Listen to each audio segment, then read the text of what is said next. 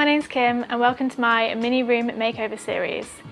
In this series I've created 5 simple projects that any beginner sewer can try to really transform a room. These 5 projects are a great way to add personality and a bit of colour into your house. We're going to be covering a bit of sewing, a bit of decoupage and even a beginner friendly project for upholstery. So in part 1 I'm going to show you how I made the curtain with a curtain tie as well as a decoupage photo frame. So let's get started with the first project.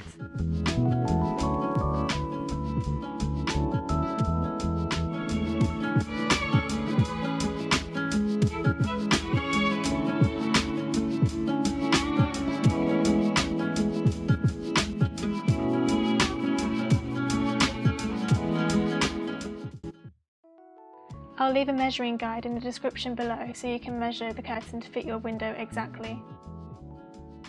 My window measures 20 inches across and 50 inches down. Sew the top and bottom border panels right sides together to the middle fabric and press the seams open.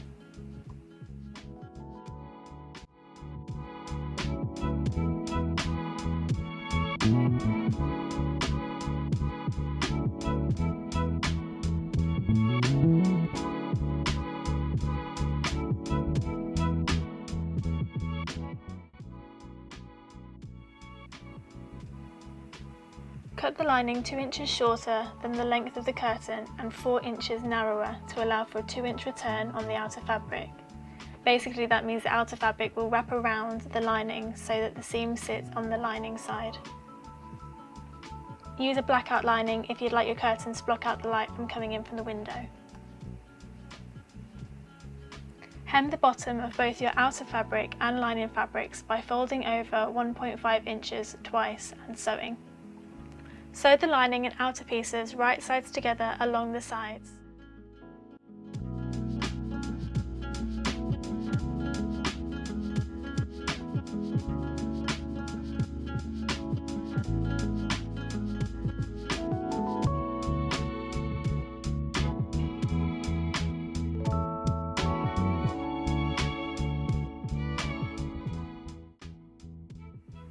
Turn right side out and press.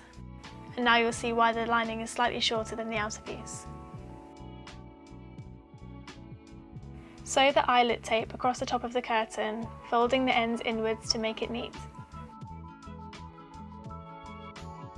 Sew all the way around the eyelet tape.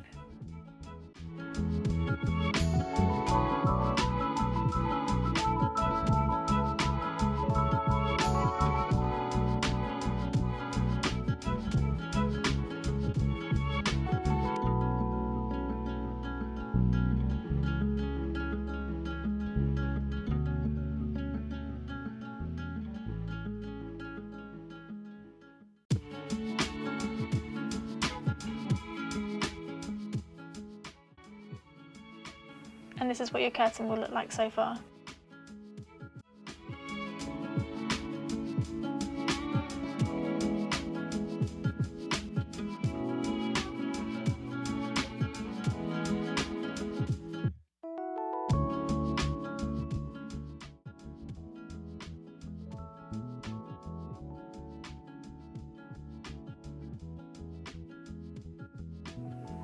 I'm using a seam ripper to cut out the holes in my curtain.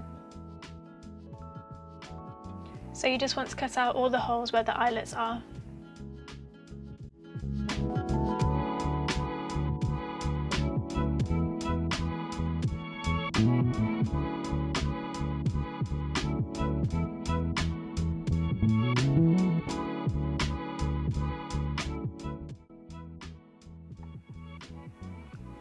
Push the eyelet rings into the holes until they clip.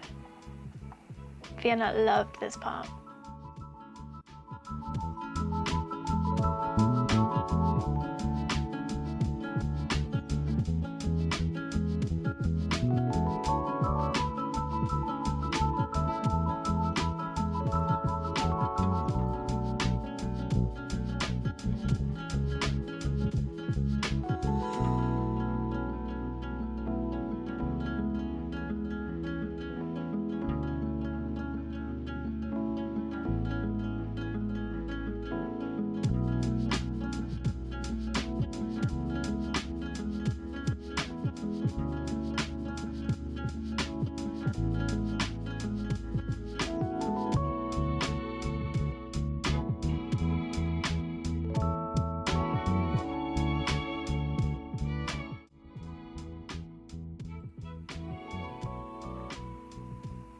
Oh, and that's her done. See you later, Vienna. Thank you.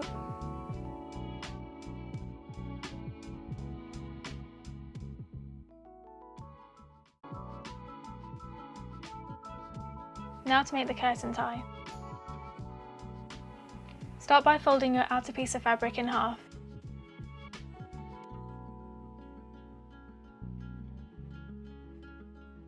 And I'm going to cut a kind of curved shape up to the top.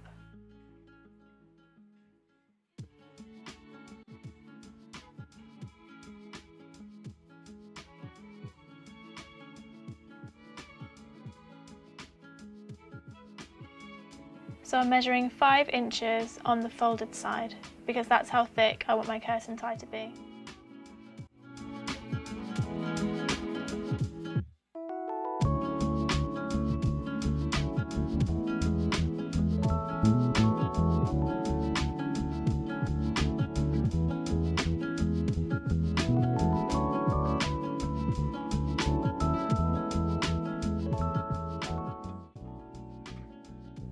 And then I'm just going to cut up and round until about a 1.5 inch end.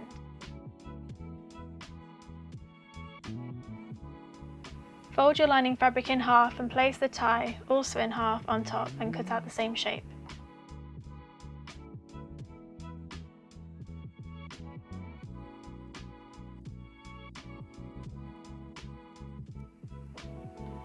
So now you want to place your outer fabric and lining fabric right sides together and sew all the way around the edge. Leave a gap of about 4 inches to turn the tie out.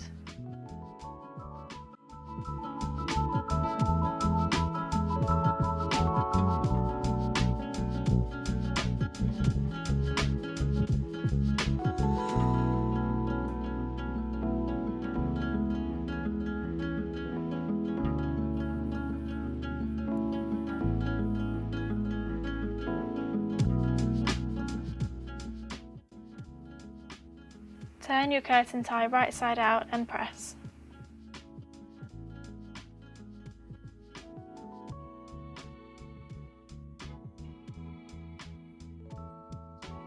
Top stitch along the top and bottom of the tie, making sure to close the gap at the bottom with this stitch.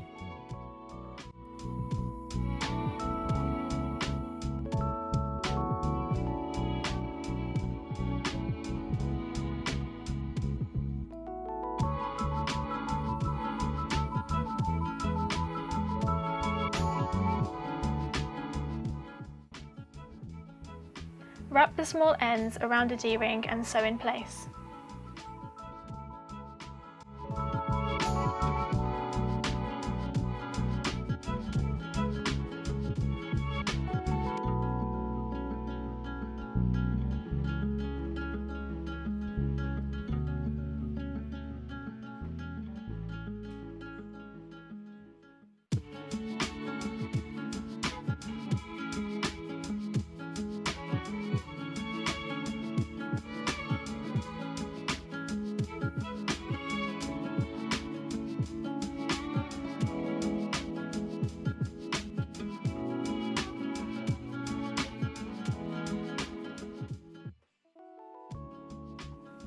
If you're adding a trim, glue that to the bottom of the tie with textile glue.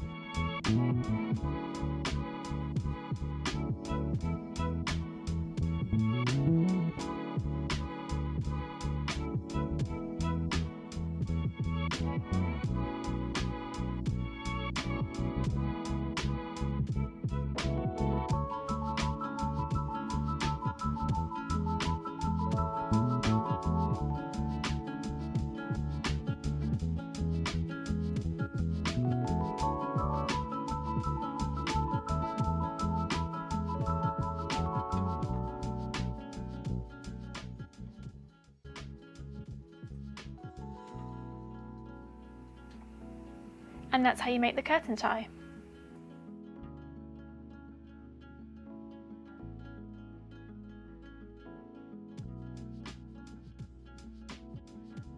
This decoupage photo frame is really easy to make and a good way to use up your scrap fabric. You'll need PVA glue, water, a bowl and a brush to apply it.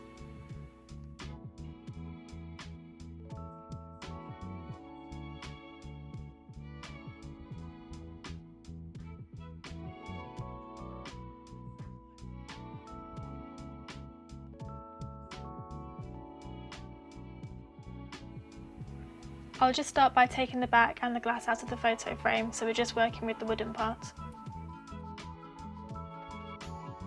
And in a bowl you'd want to mix the PVA glue with the water until you get like a paste.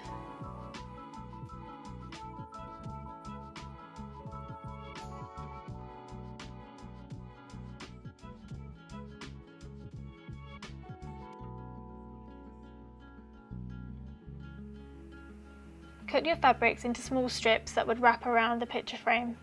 Don't worry if they don't, because you can overlap these strips as well.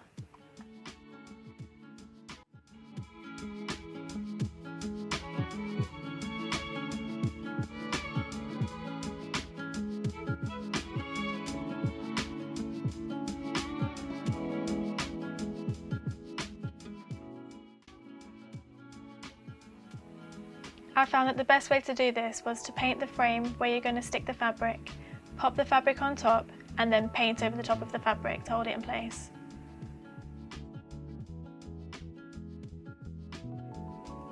Be sure to push in all the crevices as well.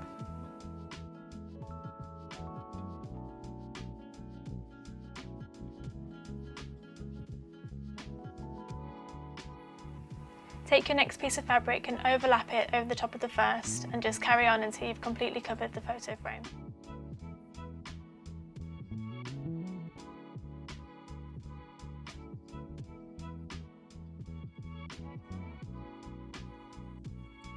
Make sure the fabric is well coated in the glue.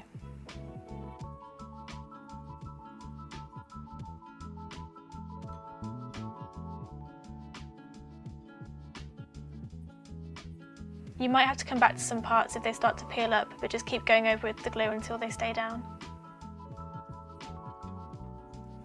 I haven't covered the back so much because you're not going to see that, but feel free to wrap it all the way around if you feel like you'd like to.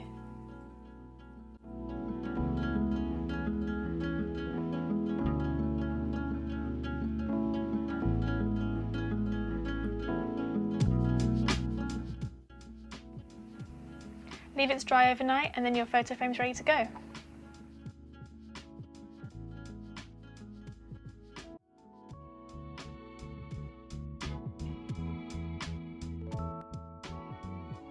So I hope you enjoyed these two projects. In part 2, I'll be showing you how to make this lovely little round cushion, as well as upholstering a footstool and covering a lampshade. So stay tuned for that, and I'll see you then.